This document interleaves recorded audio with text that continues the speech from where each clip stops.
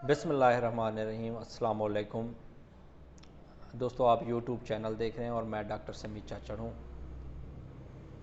Premature emission, erectile dysfunction, night fall, spermatorrhoea या मोस्टनी जिसको masturbation कहते हैं, ये इश्यूज़ क्या हैं, इनकी वजूहात क्या हैं, इनकी अलामात क्या हैं और इन इश्यूज़ को ठीक करने के लिए टॉप 5 होम्योपैथिक मेडिसन वो कौन सी हैं, वो मैं आज आप लोगों के सामने डिस्कस करूँगा।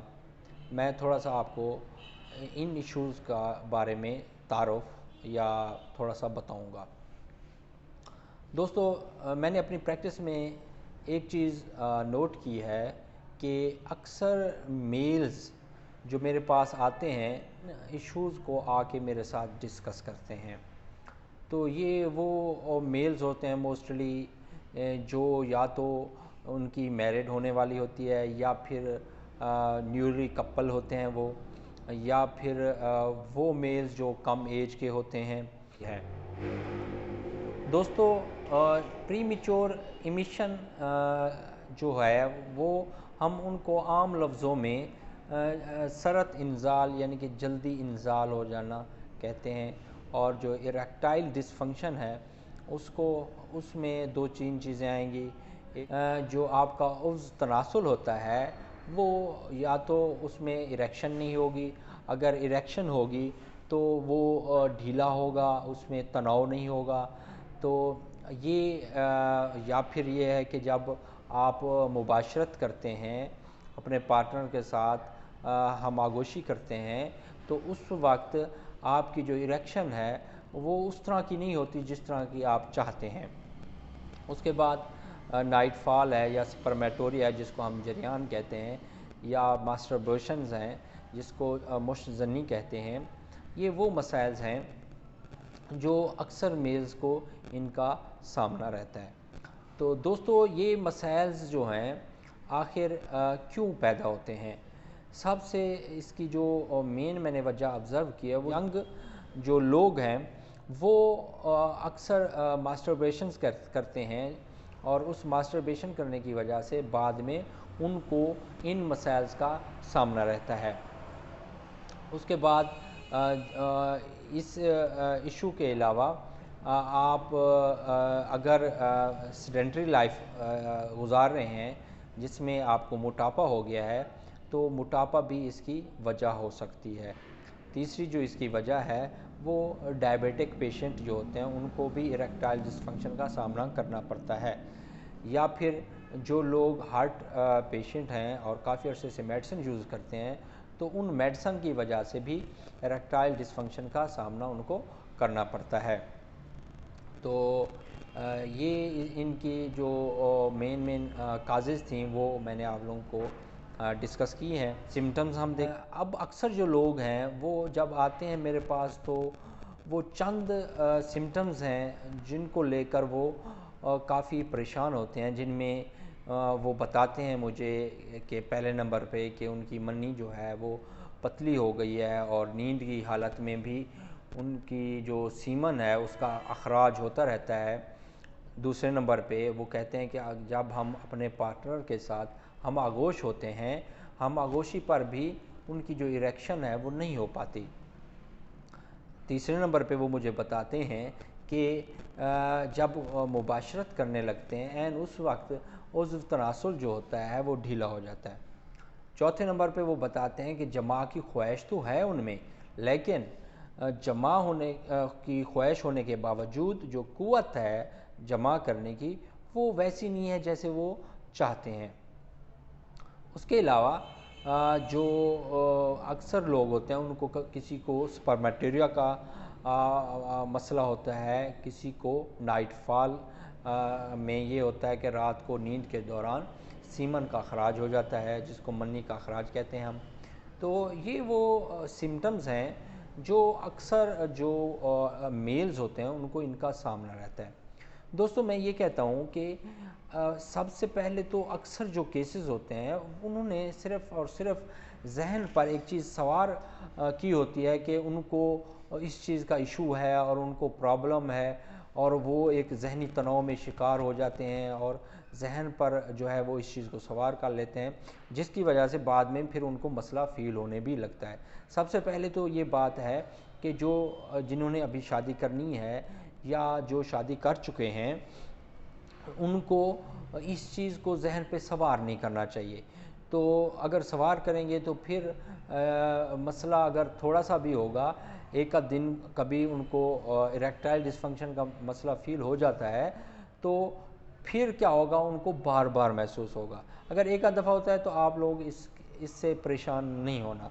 क्यों? क्योंकि एक आध दफ़ा आप किसी स्ट्रेस में हो सकते हैं, किसी जहनी तनाव में हो सकते हैं, तो उस वजह से इरेक्टाइल डिसफंक्शन का आपको सामना हो सकता है। तो दोस्तों, ये वो अलामतें थीं जो अक्सर मैं अपनी क्लिनिक पे ऑब्ज़र्व की हैं, जो लोग आकर मुझे ये इश्यूज़ बताते हैं। अब मैं आप लोगों को होम्योपैथिक इलाज बताऊंगा, जिसमें मैं 5 मेडिसिन बताऊंगा जो इस इश्यूज़ को सॉल्व करने में अच्छी साबित होती हैं। तो वन बाय वन मैं मेडिसिन और उनकी अलामात बताऊंगा कि किन अलामात की बुनियाद पर उस मेडिसिन को यूज़ कर सकते हैं। सबसे पहले हम सेलेनियम को डिस्कस कर लेते हैं। अब जो सेलेनियम का जो मरीज़ होता है, वो उसको जिन अलामात का सामना होता है वो ये हैं। सबसे पहली जो अलामत है, मन्नी का पतला हो जाना, और इस हद तक पतला हो जाना कि नींद की हालत में भी मन्नी का अखराज होता रहता है, नंबर 1। नंबर 2, जब इस तरह का जो मरीज़ होता है, वो जब मुबाशरत करने की कोशिश करता है एंड उस वक्त उज़्व तनासुल का ढीला हो जाता है, यानी कि उसका जो उज़्व तनासुल है वो बिल्कुल मुबाशरत के वक्त ही ढीला हो जाता है। तीसरे नंबर पे, अगर मुबाशरत हो भी जाए तो उस जो मरीज़ है या जो आदमी है या मेल है, उसको क्या होता है, चिड़चिड़ापन की जो फीलिंग्स हैं, या वो चिड़चिड़ापन फील करता है, या उसकी तबीयत जो है वो चिड़चिड़ी सी हो जाती है। चौथी जो इसकी अलामत है, ख्वाहिश जमा, तो इसके जमा करने की जो ख्वाहिश होती है वो तो बढ़ जाती है, लेकिन जमा करने की ख्वाहिश के अलावा इसकी जो जमा करने की कुव्वत है वो कम हो जाती है। दूसरी होम्योपैथिक मेडिसिन है, उसका नाम है कैलेडियम। कैलेडियम का जो मरीज़ होता है, उसका उस तनासुल जो होता है वो लंबा होता है, और लंबा होने की वजह से उसमें ढीलापन होता है। दूसरी जो इसकी अलामत है वो ये है कि जब ये आधी नींद की हालत में होता है तो उस तनासुल में तनाव आता है, यानी कि शहवत होती है, इरेक्शन होती है, लेकिन जैसे ही वो नींद से बेदार होता है तो वो जो इरेक्शन है वो ख़त्म हो जाती है। तीसरी जो इसकी अलामत है वो ये है कि जब ये अपने पार्टनर के साथ हम आगोशी करता है, अपने पार्टनर के साथ इंटरकोर्स करने की कोशिश करता है, तब भी जो है वो इसको शहवत नहीं होती, इरेक्शन नहीं होती, यानी कि हम आगोशी करने पर भी शहवत का ना होना, वो भी इस मरीज़ की अलामत में शामिल है। तबीयत में जोश होने के बावजूद इरेक्शन का ना होना। तीसरी जो होम्योपैथिक मेडिसिन है वो है लैकोपोडियम। लैकोपोडियम में पहली जो इसकी अलामत है वो है नो इरेक्टाइल पावर। तो इसकी जो इरेक्शन की पावर होती है वो बिल्कुल ख़त्म हो चुकी होती है। दूसरे नंबर पे इसकी जो अलामत है प्रीमेच्योर इमिशन है, जिसको हम जल्दी इंजाल हो जाना कहते हैं। ये दो अलामतें मेन हैं जो कि लैकोपोडियम के मरीज़ के अंदर पाई जाती हैं।